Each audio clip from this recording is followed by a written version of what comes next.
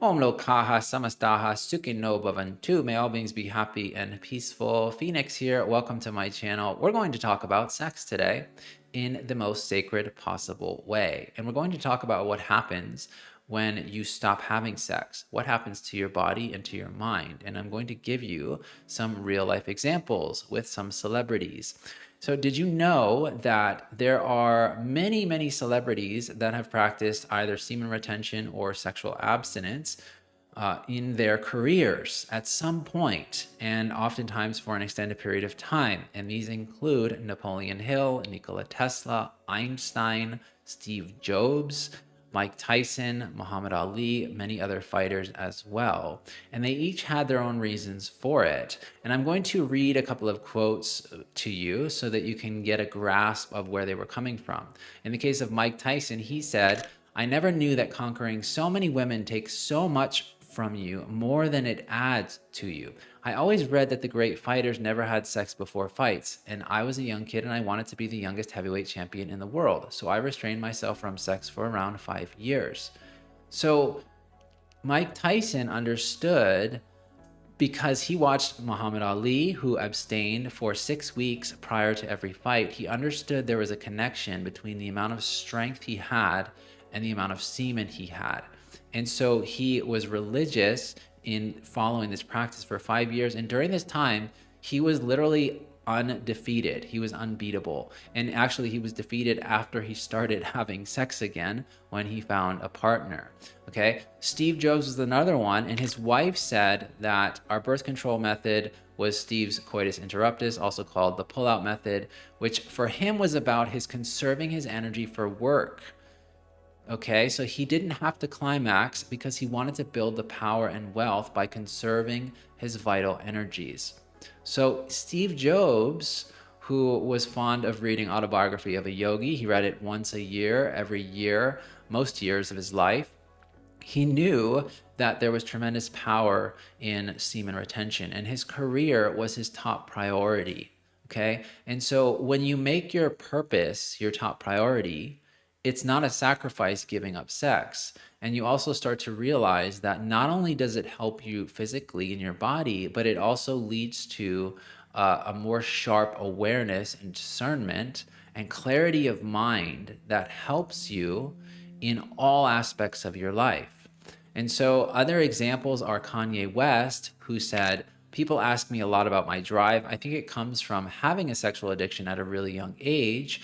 Look at the drive that people have to get sex, to get dressed like this and get a haircut and be in the club. If you can focus that energy into something valuable, put that into work ethic." So in the case of Kanye West, he went from being a sex addict and feeling probably very lethargic and feeling empty to taking that sexual energy and channeling it into his passion and serving millions of people in the process. And so there is a discipline involved, because in our society, we are short term, want that instant gratification. But if we can put that off and not be so focused on that immediate pleasure, then we can get the long-term benefits that most of us truly want. That's what we really want and need on the inside. And a lot of the times what you notice, what happens to your body when you stop having sex, is you start to feel like you again. You're not picking up on the energy of the other person or people, because every time we have sex, you know that anybody that has ever had sex with anybody else, they take a little bit of that energy with them. And so it's almost like you're mixing your energy with all of these other people, and some of whom you may not want to, and that is affecting you on a subconscious level. And you'll feel it in your brain, and you'll feel it in your mind, and certain thoughts maybe come up and certain feelings in the body. But when you're clear of that and you've separated from that physically, what happens is you start to come back to yourself. You come back to your center, And this is the point from which we are able to be productive and lead fulfilling lives. And so we come back to the foundation of who we are. And this is really the most important thing. Now, females also release a whole host of hormones when they have sex. And these hormones, they need to be recreated in the body. They need to be catalyzed through physiological processes. So it's not just for men when it comes to semen retention. Women are also impacted physically by having sex. And from the yogic perspective, they say that every time we have sex, every time we engage in any kind of sensory act, especially an intense sensory action such as sex, it's draining the body of its energy in a certain way. Okay. And so the way that I think about this is, let's just say that I'm inside a sensory deprivation chamber, like a flotation tank, right? For 2 hours. What you notice during that time, the rest that you receive is much higher than normal. Why? Because your senses aren't focused outward, they're pulled inward. And so when we don't have sex, we're bringing that energy that is normally outward in the senses, we're bringing it back inward, and that energy is being used in the body to benefit us, to heal the body, and to give us strength and vitality. And so if you've ever experienced an illness, like the flu, any kind of illness, what you'll notice is the first thing that happens, well, you might lose your appetite, but you'll also lose your sex drive. And that is because the body is telling you, I need all of my energy right now to heal, and I cannot afford to be having sex. So the body is telling you that. And it will be nearly impossible, especially in more advanced illnesses, it will be impossible for you to even have sex. And if you do, you'll feel that much worse afterwards. And so think about it as, instead of a sacrifice, instead of giving up something, think about it as a reward that you get for having a higher time preference or a lower time preference, not thinking in terms of what am I going to get right now, but thinking, how is this going to benefit me in the months and years to come? What am I missing out on if I'm not having sex? Well, for men, a lot of men think, I need to have so many different partners, and that will help me to feel better about who I am and feel more confident. And this is just the natural thing that we do. But what happens when we scatter ourselves across many different partners over many years, over time, it starts to wear you down. And you might not feel it when you're younger, but if you can start to practice this when you are younger, before it's too late, then you will remain youthful and vital in the sort of prime years of your life. And this will enable you to be much more powerful in your career and to lead a much more fulfilling life ultimately. And so the body benefits, and the mind benefits, and the spirit benefits. And it's not a sacrifice. It's not a compromise. It's something that we are willing to put on the sidelines in favor of more important activities.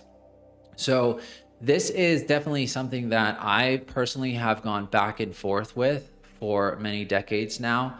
And I wish that when I was younger, that I hadn't used up so much of my sexual energy on frivolous things.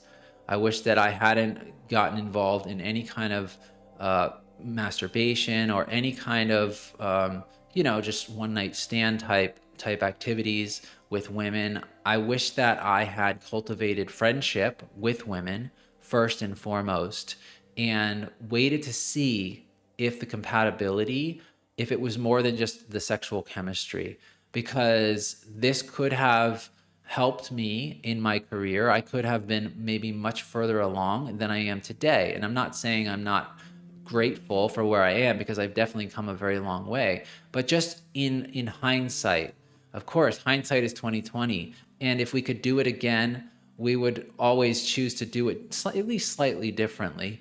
But here we are. And so sexuality is very personal and everybody gets to make their own decision. But every time we're thinking about having sex, it should be approached in a sacred way, just like any other event in our life, because sexuality, it's a very deep sharing. It's a union of souls. And so we want to be very mindful about who we're uniting with and for what purpose and where it's going to lead us. What's going to be the outcome of this? Is it just to get off? Is it just to get that dopamine fix? Because in that case, it can very quickly turn into a habit, just like going and getting drive-through at McDonald's.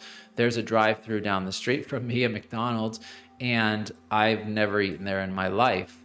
And part of the reason for that was because I worked there when I was 15 years old. And after that, I would do the closing shift because it was the only job I could get. And I would eat there. And after that, since then, I've never eaten there before because of the pain that I associate now with McDonald's.